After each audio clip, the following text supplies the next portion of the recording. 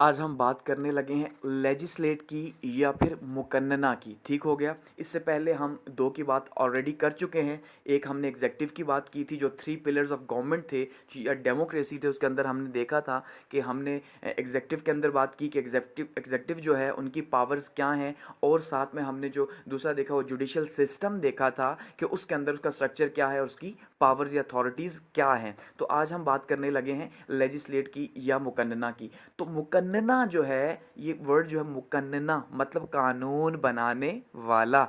ठीक हो गया। लेजिस्लेटर, ठीक हो गया जी, जो उसके अंदर बैठते हैं और कानून बनाते हैं या उसको चेंज करते हैं। ठीक। अब मुकन्नना कौन है, सबसे पहले तो ये समझिए, जो लेजिस्लेट है या मुकन्नना है, इसको कहा जाता है पार्लियामेंट। ठीक हो गया। इसको उर्फे आम में सिंपल वर्ड्स के अंदर हम पार्लियामेंट कहते हैं। और जो पार्लियामेंट है, इसके दो हाउस हैं। ठीक हो गया, यानी इसके दो घर हैं, एक ऊपर वाला घर, एक नीचे वाला घर, एक अपर हाउस, एक लोअर हाउस, एक ऐवान बाला, एक ऐवान ज़ीरी। ये तीनों नाम इसी पार्लियामेंट के ही हैं। जो अपर हाउस है उसको कहा जाता है सेनेट।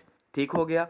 और जो सेनेट है उसके अंदर पाकिस्तान की अगर हम बात करें तो उसमें 104 जो हैं, 104 जो है वो अरकान जो है वो शामिल होते हैं।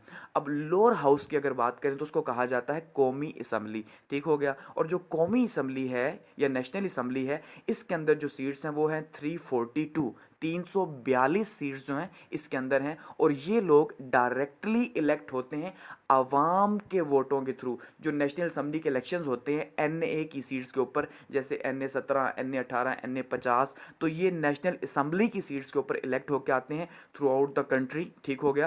पूरे के पूरे मुल्क से इलेक्ट होते हैं और इसके बाद ये कौमी असम्बली में जाके बैठ जाते हैं।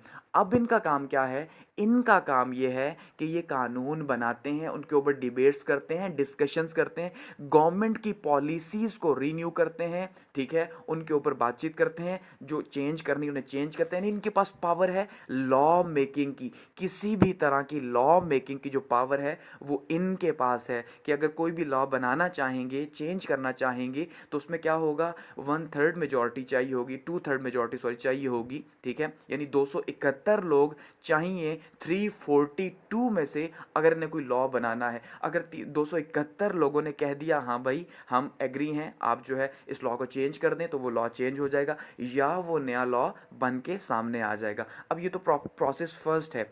प्रोसेस सेकंड के तौर पे वही लॉ जो कौमी असम्बली से, नेशनल असम्बली से पास होगा, वो चला जाएगा सेनेट के अंदर। ठीक हो गया। सेनेट में जाएगा तो वहाँ से भी जब पास होगा तो वो इस तरह से बिल बन जाएगा। उसके बाद वो लॉ जो है एक लॉ की सूरत में सामने आ जाएगा कि भाई आज से ये मुल्क का नया लॉ है। ठीक हो गया। तो इस तरह से कौमी असम्बली की अपनी पावर्स हैं, सेनेट की अपनी पावर्स हैं।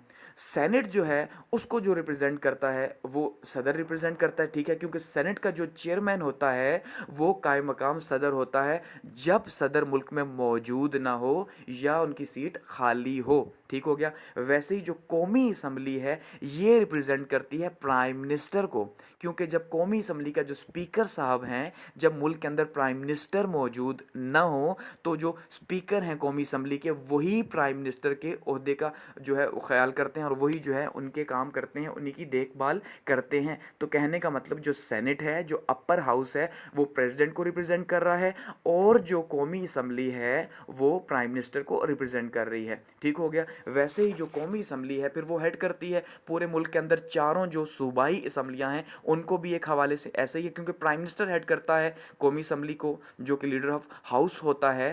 तो इसका मतलब ये है कि वो फिर पूरे मुल्क को जो है रिप्रेजेंट कर रहा है। वैसे ही जो दूसरी बड़ी पार्टी होती है, पहली बड़ी पार्टी जो है वो तो प्राइम मिनिस्टर इलेक्ट करती है ना, जो दूसरी बड़ी पार्टी है उनका होता है अपोजिशन लीडर। ठीक है जी, लीडर ऑफ अपोजिशन जो है वो होता है। तो इस तरह से दो बड़े लोग, एक प्राइम मिनिस्टर भी उसी कौमी असम्बली के अंदर है और लीडर ऑफ अपोजिशन जो दूसरी बड़ी पार्टी है जीती हुई, उनका भी लीडर वहाँ पे मौजूद है। तो वहाँ पे भी डिबेट्स हैं, डिस्कशंस हैं। ठीक है, इसी तरह से पूरा प्रोसेस फॉलो होता है। कोई करारदाद मंजूर करनी है, ना मंजूर करनी है, कुछ भी जो है ना वो सारे का सारी डिबेट्स कौमी असम्बली के अंदर होती हैं। इसी तरह से सेनेट्स में भी ये सारी जो यहाँ से पास होके जाती हैं वहाँ पे उन पे डिबेट होती है, बात होती है। और अगर वो रिजेक्ट कर दें किसी लॉ को, यानी सेनेट वाले कौमी असम्बली के किसी लॉ को रिजेक्ट कर दें तो वो रिजेक्ट हो जाता है। ठीक हो गया। तो ये इनकी पावर्स है। इनकी पावर्स इम्प्लीमेंट करना नहीं, बल्कि लेजिस्लेट की पावर्स, पार्लियामेंट की पावर्स, बनाना है लॉ, उसकी इम्प्लीमेंटेशन एग्जेक्टिव का काम है। वो हम पीछे बात कर चुके हैं ऑलरेडी इसके अंदर। ठीक हो गया।